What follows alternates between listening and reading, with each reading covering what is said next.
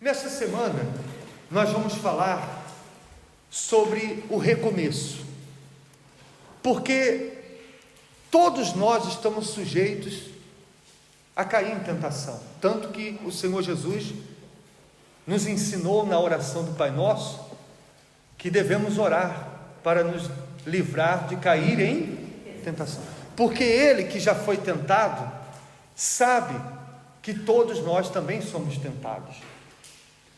E por conta dessas tentações, há o risco da pessoa cair. Mas pior do que cair é não se levantar. Bom é que não caia, porque todo pecado tem sua consequência. Mas se a pessoa não evitou, se a pessoa infelizmente caiu em tentação, ora, o que é que Deus ele espera agora? Que a pessoa fique caída? Bom, quem aqui tem filhos? Se seu filho lhe desobedeceu, seu filho lhe desrespeitou, fez algo que lhe magoou, que lhe feriu, bom, melhor era que ele não tivesse feito isso, mas agora que ele fez e foi confrontado pelo erro dele, o que é que você espera? Que ele reconheça, que ele aprenda com o erro que ele cometeu e não volte a fazê-lo. E é isso que nós estaremos falando esta semana, sobre o recomeço, porque mesmo os grandes homens de Deus do passado, houveram aqueles que um dia tiveram que recomeçar, como foi o caso de Davi, o homem segundo o coração de Deus, mas que houve uma fase da sua vida, um período da sua vida, em que ele caiu em tentação, e caiu feio, como nós vamos ver aqui, mas Deus deu a ele a oportunidade de recomeçar. Amém? Vamos ver primeiro o que aconteceu e por que ele caiu. Olha só, capítulo 11, versículo 1 diz assim: aconteceu que, tendo decorrido um ano, no tempo em que os reis saem à guerra, em algumas traduções está escrito costumam ou costumavam ir à guerra, enviou Davi a Joabe, com ele seus servos, e a todo Israel, e eles destruíram os filhos de Amon, e cercaram a Rabá. Porém, o que aconteceu? Davi ficou em Jerusalém.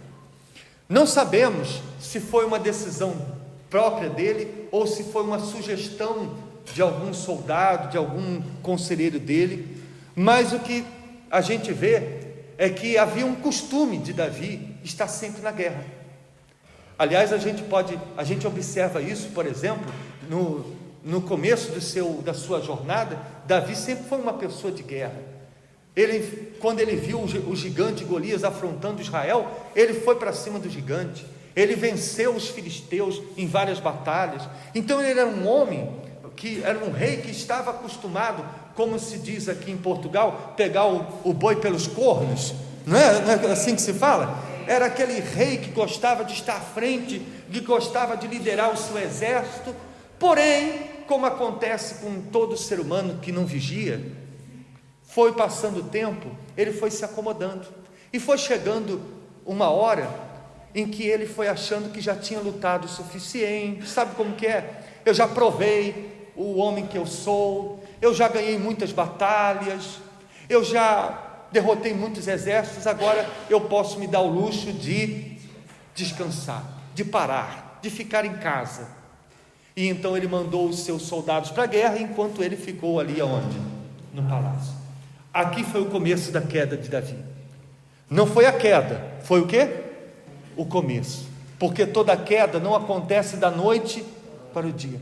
Quando você vê um bispo, um pastor, um membro antigo da igreja que abandonou a fé e saiu da presença de Deus, aquela queda, quando você ouviu a notícia, olha, fulano saiu da igreja, na verdade ele já estava saindo há muito tempo, porque uma queda não acontece da noite para o dia. É como derrubar uma árvore. O lenhador, ele não derruba uma árvore com uma machadada só, ele vai dando uma machadada atrás do quê? De outra, até que vem o golpe final e derruba. Então, esse foi a primeira machadada na fé de Davi, foi ele achar que já não precisava mais lutar. E é um risco, porque muitas pessoas cometem esse erro na igreja.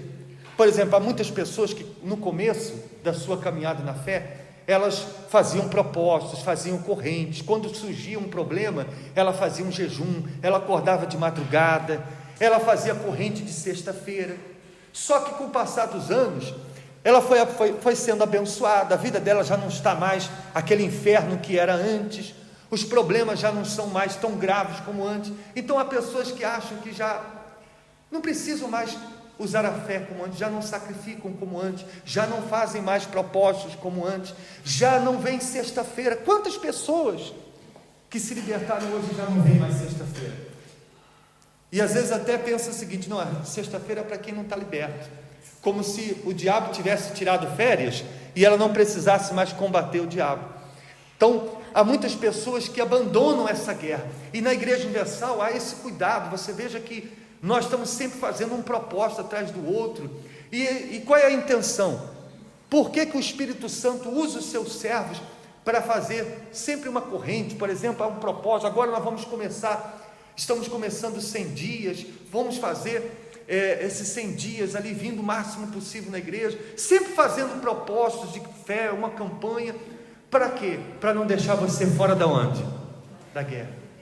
Porque se você coloca a espada na bainha, se você diz, não preciso fazer mais nada, é aí que as oportunidades do diabo surgem. Foi o que aconteceu com Davi. Veja só, versículo 2: e aconteceu que, numa tarde, Davi levantou do seu leito, e andava passeando no terraço da casa real, e viu do terraço a uma mulher que se estava lavando, e era esta mulher muito formosa à vista. Eu não sei se você consegue ver nesse versículo, palavra por palavra, você vai vendo como que o mal trabalha. Primeiro tirou ele da guerra, agora esperou um momento certo, colocou a pessoa certa, no lugar certo, para a queda de Davi. Aquela mulher poderia tomar banho em qualquer hora, mas o diabo fez ela tomar banho na hora que Davi estava no terraço. Davi poderia passear ou resfriar sua cabeça, que seja, em qualquer outro lugar, mas foi fazer isso no terraço. Quer dizer, tudo não foi uma coincidência, foi o mal mexendo os seus pauzinhos para tudo acontecer do jeito que ele queria. Entende sim ou não? Então o diabo colocou ali uma pessoa, de repente com as características que Davi admirava numa mulher, naquele momento, para levá-lo ao adultério. E diz aí a Bíblia: mandou Davi indagar quem era aquela mulher, e disseram: porventura não é esta Batseba, filha de Eliã? E o quê? Mulher de Urias, o heteu. Então Davi tinha consciência. Veja, ele não pecou, ele não caiu com aquela mulher de maneira inconsciente. Eu não sabia que ela era casada. Não, ele tinha muito bem consciência do que estava fazendo. Ele sabia quem era e a quem aquela mulher pertencia. Mas ainda assim, você sabe, quando a pessoa não está bem com Deus, o diabo, ele faz com que a pessoa tenha coragem para fazer o pecado. Ele faz com que a pessoa fique cego de não olhar as consequências do pecado. Ele olha somente o momento. Por exemplo, é como o vício. O jovem quer sentir o efeito, a pessoa quer sentir o efeito do vício, mas o diabo faz a pessoa esquecer as consequências do vício, aquilo que o vício vai fazer no seu corpo, na sua família, na sua vida financeira. Mas isso o mal não faz a pessoa pensar. Por exemplo, no adultério, quantas vezes a gente já viu nas redes sociais, na mídia por aí afora, as pessoas exaltando, dizendo: não, mas você foi movido por uma paixão, você fez isso por amor. Mas o mal não deixa a pessoa ela entender as consequências disso. O que aquele adultério, por exemplo, vai causar nos filhos, na família, na sua reputação e principalmente na sua vida com quem? Com Deus. Então, em nenhum momento o diabo traz à pessoa a consciência das consequências, só o prazer do pecado. Então Davi, mesmo consciente, o que ele fez? Versículo 3, mandou Davi, versículo 4, não é isso? Versículo 4, então enviou Davi mensageiros e mandou trazê-la, e ela veio, e ele se deitou com ela, pois já estava purificado da sua imundícia. E então voltou ela para sua casa, e a mulher concebeu e mandou dizer a Davi: estou grávida. Pronto. Agora, como se costuma dizer, a casa caiu. A mulher estava grávida e o marido há meses que estava na batalha, porque as guerras, como qualquer outra guerra, costumava, principalmente naquela época, costumava levar meses até anos, e o marido já estava longe de casa já há muito tempo. E o que iria acontecer quando ele voltasse e visse a mulher grávida?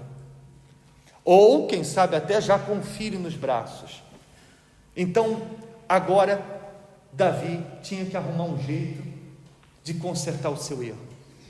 Mas ao invés de consertar do jeito certo, que era assumir o seu erro e assumir as consequências do seu erro, não. O que acontece com todo o pecado? O pecado traz outro pecado. Normalmente, quando uma pessoa comete um erro, por exemplo, um adultério, como no caso dele, aí vem a mentira, da mentira vem outros, e mais outros, e mais outros, porque é como diz a Bíblia, um abismo traz outro abismo, e não para. Então, o que é que Davi fez? Da mesma maneira que o diabo sugeriu a Davi adulterar, ele também sugeriu: traz o marido, para se deitar com ela. Pronto, ele se deita com ela, traz o marido da batalha, ele se deita com ela e fica por isso mesmo. Só que o que Davi não esperava é que o seu soldado fosse tão leal a ponto de não querer se deitar com a esposa enquanto os seus companheiros estavam na batalha. Eu acredito que isso foi um tapa na cara de Davi. Imagine Davi ouvir o seu soldado dizendo aquilo que ele, como rei, deveria estar fazendo. Ouvir o seu soldado dizendo: não, seu rei, eu não posso jamais me deitar com a minha esposa, desfrutar do meu leito, da minha casa, do conforto da minha casa, enquanto os meus companheiros estão lá na batalha. Não, de forma alguma, eu não vou me deitar. E ficou lá na porta do palácio, esperando o rei mandar ele de volta para a batalha, e não aceitou ir para a sua casa. Então o rei: e agora, o que eu faço? O que eu faço? Mais uma vez, ele, ao invés de recorrer a Deus: Senhor, e agora, me ajuda a sair dessa. Não, ele quis sair do jeito dele, e foi aí, e é nessa hora que o diabo traz outra sugestão: põe ele no campo de batalha, sozinho, para morrer. Foi isso que ele fez. Escreveu uma carta, fechou a carta e mandou pelas mãos do próprio soldado, dizendo, o soldado ir para o campo de batalha, entregar para o comandante Joabe, que era para colocar ele na frente da batalha, e quando o calor da batalha estivesse ali mais forte, deixasse ele sozinho, para que ele fosse morto, como de fato aconteceu. Não foi Davi com as próprias mãos que o matou, mas foi ele que mandou matar. Então, agora o marido estava morto. Quem poderia dizer que o filho era dele? Então, na cabeça de Davi, assunto encerrado. Por um instante, ele teve um alívio na consciência. Por um instante ele achou: bom, agora vamos em frente. Mas como todo pecado, ele começa com um pezinho de nada, mas com o passar do tempo ele vai se tornando cada vez mais pesado. E lá no Salmo 51, a Bíblia fala, aliás, o Salmo 51 é a oração de Davi de arrependimento. Ele fala que esse período em que ele escondeu o pecado foi o período mais negro da sua vida, porque a sua consciência, pouco a pouco, foi ficando cada vez mais pesada e cada vez mais difícil, porque ele olhava para aquela mulher, ele olhava para aquela criança que por acaso nasceu doente, aquilo lhe incomodava, aquilo lhe pesava, mas ainda assim: eu sou o rei, eu não posso confessar o que eu fiz, o que as pessoas vão dizer? que as pessoas vão achar? Porque entenda, quando uma pessoa não está bem com Deus, ela está mais preocupada com a sua aparência do que com o seu relacionamento com Deus, que é exatamente o contrário de quando a pessoa está bem. Quando a pessoa está bem, ela não está nem aí com o que os outros pensam dela, ela está preocupada com a sua vida com Deus. Se os outros acham isso, pensam isso, se os outros dizem, ela não está nem aí. O que importa para ela é o que Deus sabe a respeito dela. Então, ela não se preocupa com a sua aparência, com o que os outros pensam ou falam. Ela quer estar bem com Deus. Mas quando a pessoa não está bem com Deus, como era o caso de Davi, então ela se preocupa mais com a aparência do que com o seu relacionamento com Deus. E é aí que muitos tentam mostrar uma santidade que não tem, tentam mostrar uma comunhão com Deus que não tem, porque elas não querem agradar a Deus, elas não querem estar bem com Deus, ela quer passar uma imagem, ela quer estar bem perante as pessoas.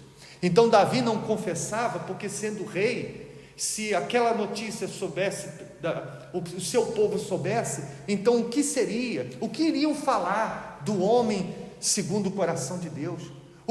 Como o seu povo iria lhe respeitar diante daquilo que ele havia feito? Como os seus soldados iriam confiar nele depois do que ele fez com o soldado Urias? Então agora era para ele mais importante manter a sua aparência do que a sua comunhão com quem? Com Deus. Até o dia em que Deus enviou o homem de Deus, Deus enviou o profeta Natã para abrir os olhos dele. E às vezes Deus permite que uma palavra, uma pregação como esta, Deus permite que um conselho de um obreiro, a palavra de um homem, de uma mulher de Deus, abra os seus olhos. Às vezes já vimos casos até de Deus usar um incrédulo. Eu me lembro de um caso de uma senhora que estava no erro, dentro da igreja, estava cometendo um erro, no pecado, e o ente querido dela, que não era da igreja, disse: fulana, me admira você, que frequenta a igreja, está fazendo esse tipo de coisa. E a ficha dela caiu, é verdade. Uma pessoa que nem da igreja chamar minha atenção pelo que eu estou fazendo. Então Deus usa às vezes até um incrédulo para abrir os nossos olhos. E Deus enviou lá o profeta Natã. Você pode observar aí no capítulo 12, só para a gente concluir, no versículo 1, olha só como que o homem de Deus abriu os olhos dele. O Senhor enviou Natã a Davi, e apresentando-se ele a Davi, disse-lhe: havia numa cidade 2 homens, um rico e um pobre. O rico possuía muitíssimas ovelhas e vacas, mas o pobre não tinha coisa nenhuma, senão uma pequena cordeira, que comprara e criara, e ela tinha crescido com ele e com seus filhos. Do seu bocado comia, do seu copo bebia, e dormia em seu regaço, e a tinha como uma filha. Mas vindo um viajante ao homem rico, deixou este de tomar das suas ovelhas e das suas vacas, para assar para o viajante que viera a ele, e tomou a cordeira do homem pobre, e a preparou para o homem que viera a ele. Então o furor de Davi se acendeu em grande maneira contra aquele homem, que disse a Natã: vive o Senhor, que digno de morte é o homem que fez isso. Olhe para mim, por favor. O profeta Natã chegou com uma causa para o rei julgar, porque o rei naqueles dias também fazia o papel de juiz. E o profeta Natã chegou e disse assim: olha, rei, tem uma situação. Havia 2 pessoas, um homem rico que tinha muitas ovelhas, e um homem pobre que só tinha uma única ovelha, que criara ela como uma filha, e dependia dessa ovelha para sobreviver. E o que aconteceu? O rico recebeu uma visita, e ao invés do rico pegar uma das suas muitas ovelhas para assar, para fazer comida para o seu convidado, ele entrou na casa do vizinho pobre, pegou a única ovelha daquele vizinho pobre para matar e fazer para o seu convidado. Então o rei ficou furioso e disse: esse homem é digno de morte, tem que morrer pelo que ele fez. Quando ele disse isso, quando ele determinou a sentença de morte para o homem que pegou a única ovelha do seu vizinho, tendo ele tantas outras ovelhas que poderia ter matado para si, quando ele fez essa sentença, o profeta disse: tu é este homem. Imagine a cara de Davi. Inclusive, Davi foi conhecido como o único rei que condenou a si próprio à morte, porque ele estava ali julgando a quem? Ele próprio. Porque ele, tendo a sua esposa e tendo como rei o direito de casar com qualquer outra mulher solteira do seu reinado, foi lá pegar a única mulher do seu soldado, e como se não bastasse, ainda matou o marido. Ali foi o momento em que Davi reconheceu. Ele viu que ele escondeu o pecado de todo mundo, mas Deus não conseguiu esconder de Deus. Então ali foi quando ele escreveu o Salmo 51, e foi ali que houve um recomeço. Ele chegou ao fundo do poço, mas ali o diabo até aquele momento estava contente, achando que a vida de Davi terminaria, o seu reinado, a sua história terminaria desse jeito, como infelizmente muitos homens de Deus, inclusive o próprio filho dele, Salomão, e tantos outros que eram de Deus, terminaram as suas vidas na idolatria, enfim, longe de Deus. Mas com Davi o diabo não conseguiu isso, porque Davi aproveitou a oportunidade que Deus deu para ele e recomeçou sua vida com Deus. E essa é a proposta daquilo que nós vamos fazer no próximo domingo, o dia do recomeço, onde nós vamos convocar nos programas de rádio, de televisão, vamos usar todos os meios possíveis para convidar o maior número de pessoas que querem recomeçar a sua fé, recomeçar a sua comunhão com Deus, que vão recomeçar algo que elas deixaram de fazer e vão recomeçar com Deus, porque Deus deu uma oportunidade de recomeço para Davi e dá a todos aqueles que se arrependem com sinceridade. Fiquem de pé, por favor.